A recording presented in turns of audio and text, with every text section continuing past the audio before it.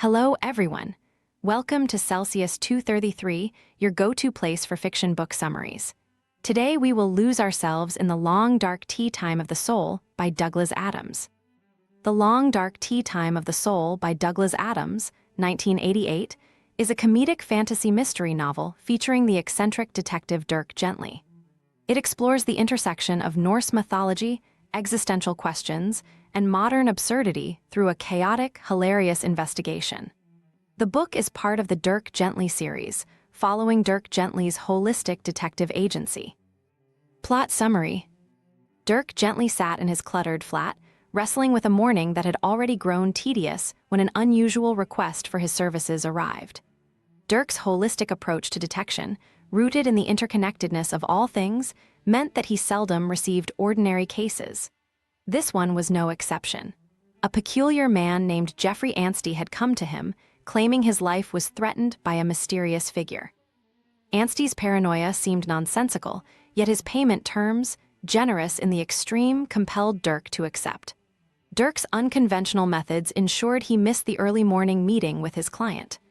Arriving hours late, he discovered the man dead in a locked room, his head severed and spinning on a turntable. At the same time, Kate Schechter, an American living in London, found herself embroiled in an extraordinary sequence of events.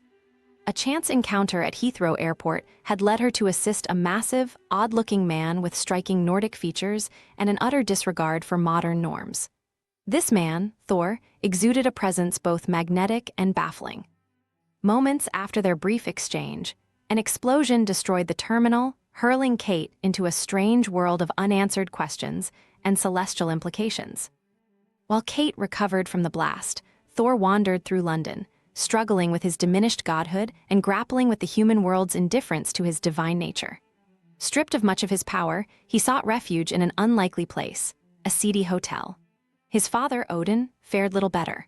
Once the great Allfather, Odin now presented himself as a frail and weary old man, reduced to conducting questionable business deals under the guise of an ordinary executive. Together, the two gods exemplified the waning influence of ancient powers in a world uninterested in myths. Dirk's investigation into Anstey's bizarre death pulled him into the strange orbit of these divine figures. As his probing advanced, Dirk discovered Anstey had been entangled in a celestial contract. A larger, cosmic drama was unfolding, one that threatened the fragile balance between gods and mortals. He soon realized that Thor was central to the puzzle, but finding a way to connect the Norse gods' struggles to the murder required leaps of logic only Dirk could attempt. Meanwhile, Kate found herself unable to distance herself from the chaos that had begun at Heathrow. Thor re-entered her life in a storm of frustration and ineptitude, lashing out at vending machines and bureaucracies with equal fury. Intrigued by his mix of power and vulnerability, she became an unwilling ally. Together, they navigated the peculiarities of modern life, from laundromats to pubs, as Thor sought to reclaim his lost stature. As Dirk unraveled more of the threads linking Anstey's death to the divine intrigue, he learned of the sacred contract Thor was expected to honor. This agreement, forged long ago, bound him to appear at an elaborate ritual designed to sustain the precarious balance between divine and human realms. Failure to comply threatened dire consequences not only for Thor, but also for the fabric of reality itself. Yet Thor's defiance was emblematic of his fall from grace. His reluctance to submit to the obligations of his lineage mirrored humanity's disregard for ancient traditions. Dirk's relentless, often haphazard investigation brought him into direct conflict with a malevolent entity responsible for enforcing the contract. This sinister figure, cloaked in shadows and radiating menace, pursued Thor with unyielding determination. The looming specter of destruction hung over everything, yet Dirk's peculiar methods revealed unlikely solutions. He uncovered the truth of the contract's origins and devised a plan that relied as much on chance as on his own insights. Kate's bond with Thor deepened as they traversed London, their journey marked by moments of absurdity and poignancy. Thor's flashes of divine power were countered by his all-too-human frustrations, and Kate found herself reflecting on the fragility of both gods and mortals. Together, they encountered Odin, whose faded grandeur underscored the passing of an era. The reunion between father and son was as much a clash of egos as a meeting of kindred spirits. The narrative built toward a chaotic convergence of all the disparate threads. Dirk orchestrated an elaborate gambit that brought Kate, Thor, and Odin into the heart of the cosmic drama. As Thor confronted the consequences of his defiance, Dirk's unorthodox approach proved critical in averting catastrophe.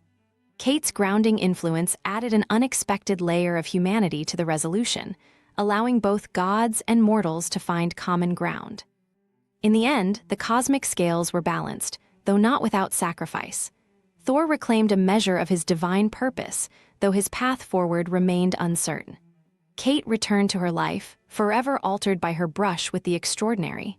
Dirk, satisfied with the outcome yet burdened by its implications, moved on to his next improbable case. The interconnectedness of all things, Dirk's guiding principle, revealed itself in surprising and often humorous ways. Gods and humans alike grappled with their places in a changing world, their struggles illuminating the absurdities of existence. As the dust settled, the question lingered: was it fate, coincidence, or something altogether beyond understanding that had drawn them together? Want more from Dirk Gently series? Look for the other books by Douglas Adams in the description or on Celsius 233. Remember, while our summaries capture the essence, they can never replace the full experience of reading the book. If this summary intrigued you, consider diving into the complete story, buy the book, and immerse yourself in Douglas Adams's original work. Bye-bye, take care, have fun.